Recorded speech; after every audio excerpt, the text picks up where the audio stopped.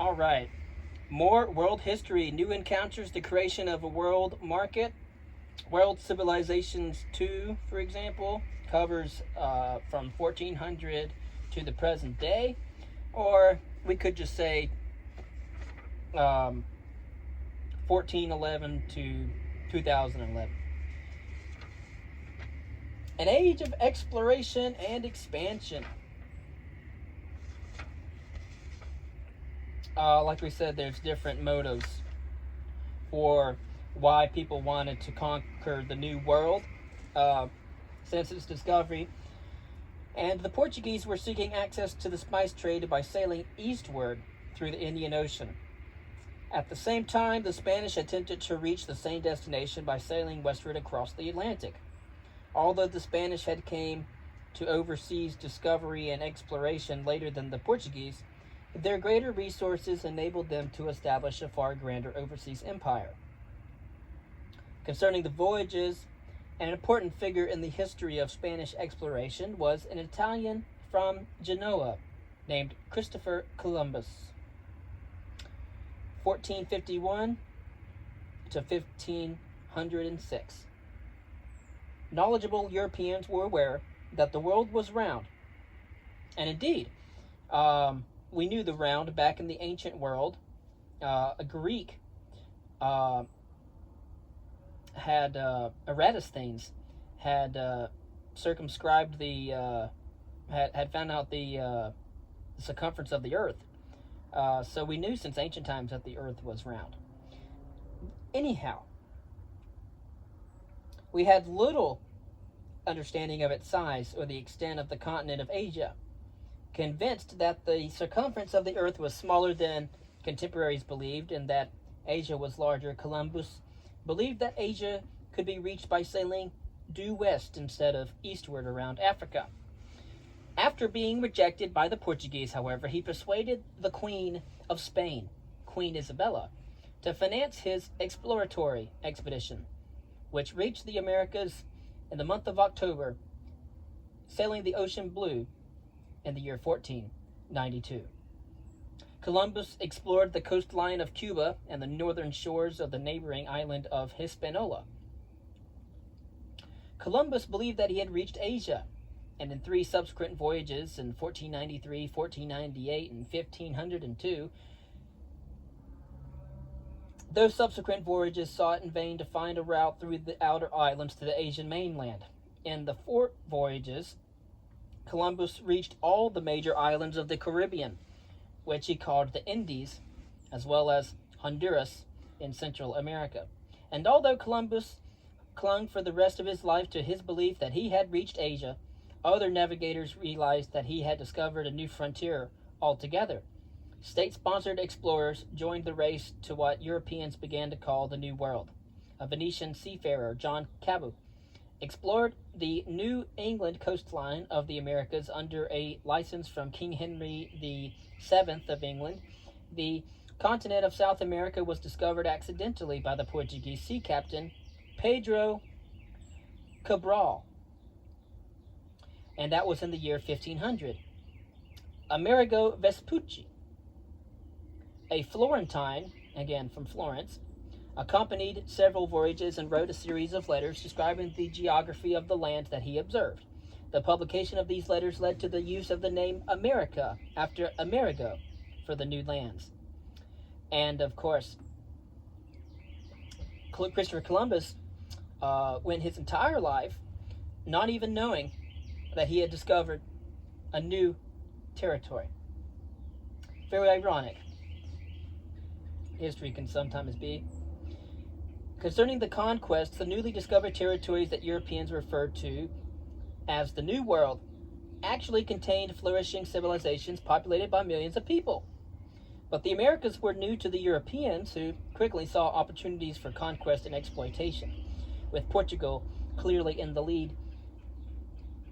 Concerning the race to exploit the riches of the Indies, the importance of these lands was magnified in the minds of the Spanish, especially these who saw a chance to win fame and fortune for themselves and their families.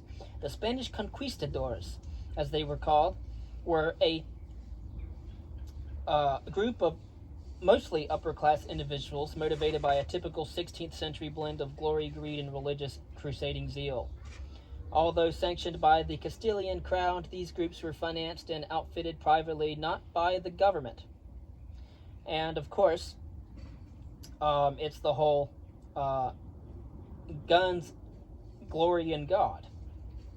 But anyways, the superior weapons, organizational skills, and determination brought the conquistadors incredible success.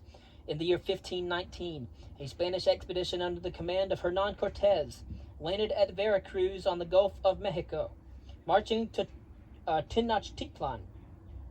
At the head of a small contingent of troops, Cortez received a friendly welcome from the Aztec monarch, Moctezuma Xocoyotzin, often called Montezuma, who initially believed his visitor was a representative of Quetzalcoatl, the legendary and godlike feathered serpent. The king and his subjects were astounded to see men on horseback, for the horse had disappeared from the Americas at least 10,000 years earlier. And of course, many had seen the ships on the horizon and wondered what they were: mountains upon the sea. But tension soon erupted between the Spaniards and the Aztecs, provoked in part by demands by Cortez that the Aztecs renounce their native beliefs and accept Christianity. When the Spanish took Moctezuma hostage and began to destroy Aztec religious shrines, the local population revolted and drove the invaders from the city. Receiving assistance from the state of Tlaxcalan, Cortez managed to fight his way back into the city.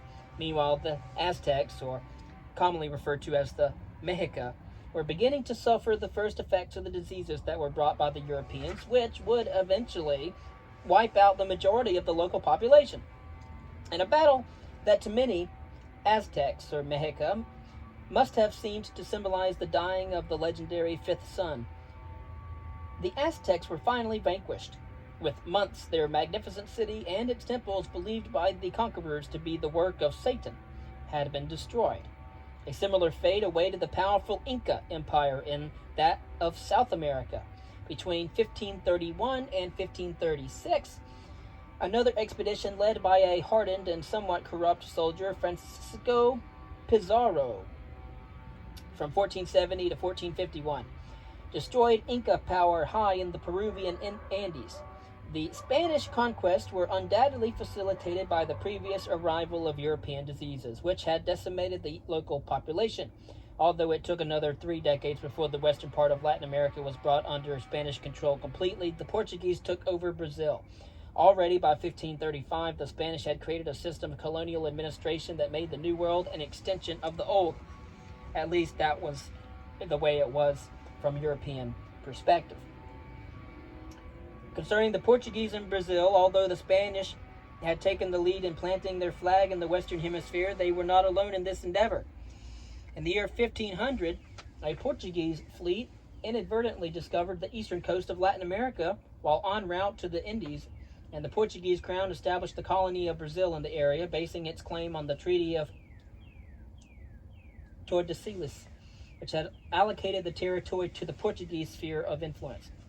Like their Spanish rivals, the Portuguese initially saw their new colony as a source of gold and silver. God's gold, silver. But they soon discovered that profits could be made in other ways as well.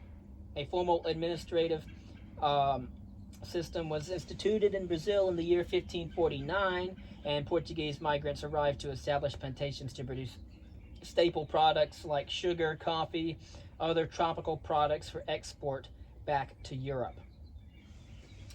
Governing the empires. In the 16th century, while Portugal came to dominate Brazil, Spain established a colonial empire that included Central America, most of South America, and parts of North America. Within the lands of Central and South America, a new civilization arose that we have come to call Latin America today. Latin America rapidly became a multiracial society already by the year 1501. Spanish rulers allowed intermarriage between Europeans and the inhabitants of the Americas, whom the Europeans called Indians. And their offspring came to be known as mestizos. In addition, over a period of 3 centuries, possibly as many as 8 million African slaves were brought to Spanish and Portuguese America to work the plantations that were established. And of course, we'll talk later about the transatlantic slave trade and the triangular trade of the Columbian Exchange. And then we have mulattoes, which were the offspring of Africans and whites. And of course, they joined the mestizos and the descendants of whites, Africans, and local Indians in order to produce a very unique multi-racial or multi-ethnic society in Latin America. Concerning the state and the church in the colonial Latin America, although the colonial empires of Portuguese, Brazil, and Spanish America lasted more than 300 years, the difficulties of communication and travel between the Americas and Europe, the Old World and the New World, made it virtually impossible for the home country monarchs to provide close regulation of their empires. And so many had the European people convinced that they had strong colonies over here in the Americas, but really they had almost no control at all, and the people that had colonized the Americas are really out on a limb and doing things on their own. Now, I do want to briefly mention that the colonial officials in Latin America were left with much autonomy in implementing imperial policies. Nevertheless, the Iberians tried to keep the most important posts of colonial government in the hands of the Europeans. At the head of the administrative system that the Portuguese established for Brazil in the middle of the 16th century was the position of Governor General. The Governor General, later called the Viceroy, developed a bureaucracy, but had at best only loose control over the Captains General, who were responsible for governing the districts into which Brazil was divided. And so the Captains General was also known as later known as the Viceroy.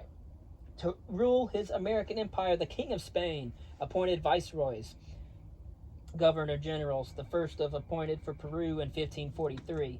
Of course, the first to be established for New Spain in Mexico, which was New Spain was basically came to be called Mexico. And of course, the first viceroy was appointed for New Spain in 1535. And in the 18th century, 2 additional viceroyalties, New Granada and La Plata, were added. The viceroyalties were in turn subdivided into smaller units, all the major government positions held by the Spaniards. For Creoles, American-born descendants of Europeans, the chief opportunity to hold a government post was in city councils. From the beginning of their conquest of lands in the Western Hemisphere, Spanish and Portuguese rulers were determined to convert the indigenous peoples to Christianity. This policy gave the Catholic Church an important role to play in the Americas, a role that added considerably to church power. Catholic missionaries, Jesuit priests, fanned out to different parts of the Spanish Empire. To facilitate their efforts, Jesuits brought Indians together into villages where they could be converted, taught trades, encouraged to grow crops, etc. The mission also enabled the missionaries to control the lives of the Indians and keep them docile. The Catholic Church built hospitals, orphanages, schools that instructed Indian students in the rudiments of reading, writing, and arithmetic. The church also, however, provided outlets for women other than marriage.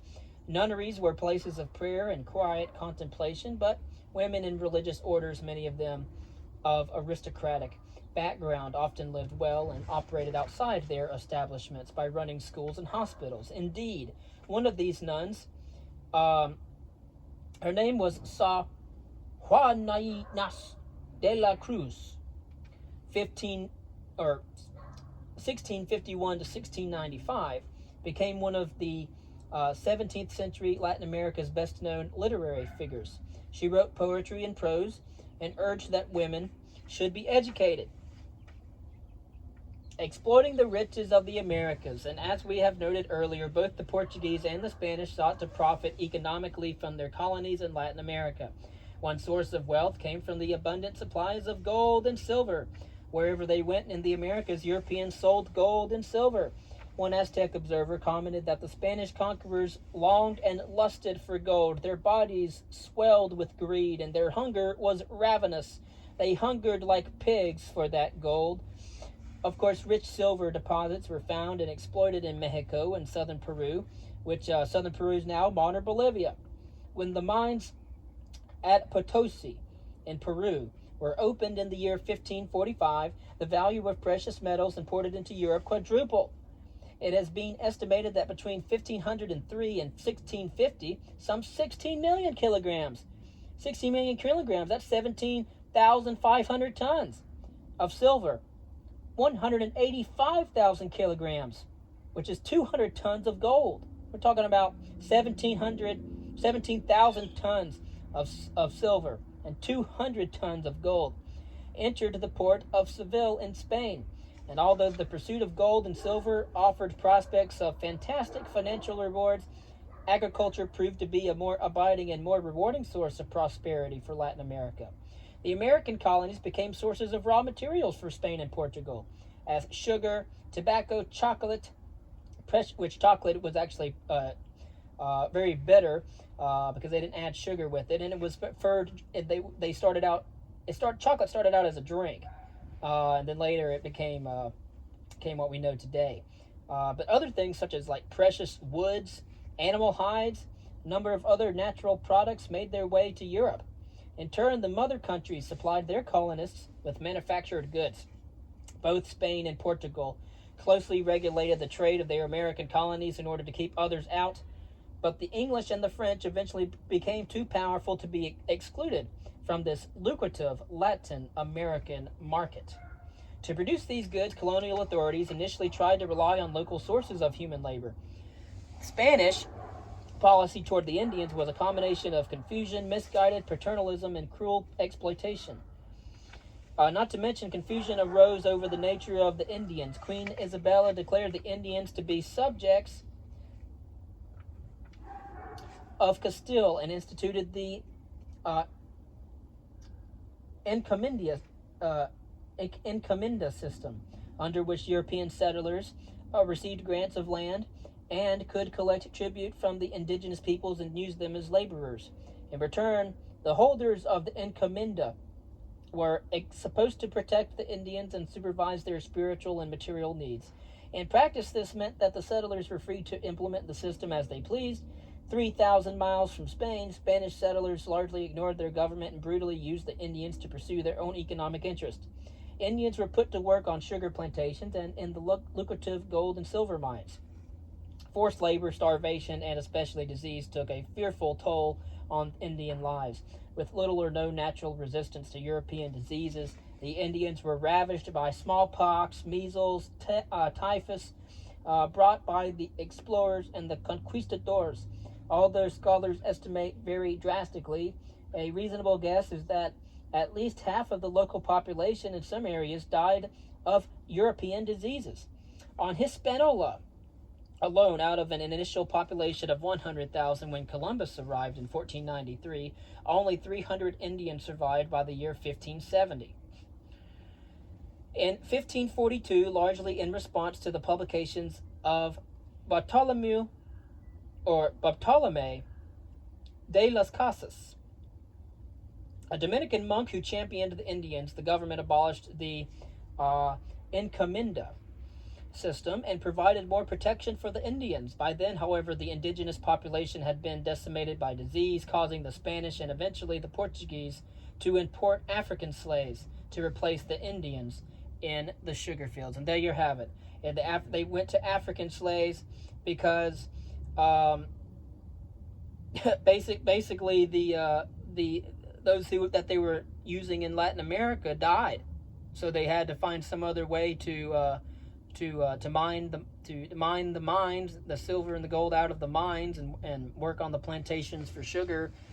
So they really just went and got the Africans because the Native Americans had died. And I'm going to try to get through this. The success of the Spanish and the Portuguese in exploiting the riches of the Americas soon attracted competition from other European trading states. The Dutch formed the Dutch West India Company in 1621 to compete with the Spanish and Portuguese interests in the Americas. Of course, but although it made some inroads in Brazil, briefly taking control of the sugar plantations around the port city of Bahia and the Caribbean, The company's profits were never large enough to cover its expenditures. Dutch settlements were also established on the North American continent. The mainland colony of New Netherland stretched from the mouth of the Hudson River as far north as present-day Albany, New York. In the second half of the 17th century, however, rivalry and years of warfare with the English and the French, who had also become active in North America, establishing colonies in the Caribbean and in Louisiana in the mouth of the Mississippi River, brought the decline of the Dutch commercial empire in the Americas. Now, in 1664, the English seized the colony of New Netherland and renamed it New York, and the Dutch West India Company soon went bankrupt. In 1663, Canada became the property of the French crown and was administered as a French province. But the French failed to provide adequate men or money, allowing their continental wars to take precedence over the conquest of the North American continent.